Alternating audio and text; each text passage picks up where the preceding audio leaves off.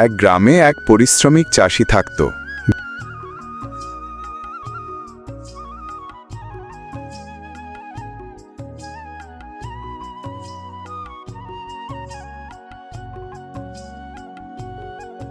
গিন্নি গো, আজ মাঠে প্রচুর কাজ।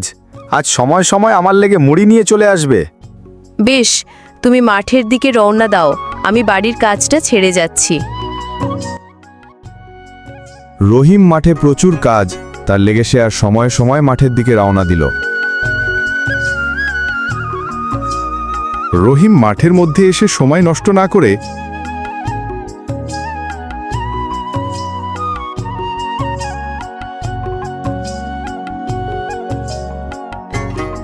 কাজে লেগে গেল। রহিম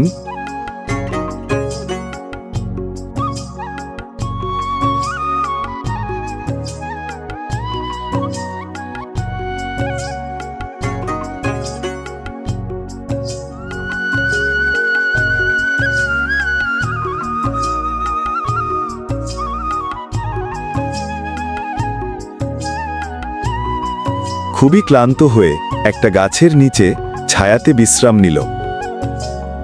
তার কিছুক্ষণ পরই সে তার বউকে মাঠের মধ্যে দেখতে পেল। কি গো, কাজ হলো? কাজ করে খুব ক্লান্ত হয়ে গেলাম। বেশ, চলো, মুড়িটা আনিনি, বাড়িতে ভাত হয়ে গেছে, খেয়ে নেবে চলো। রহিম আর তার স্ত্রী দুজন বাড়ির দিকে রওনা দিল।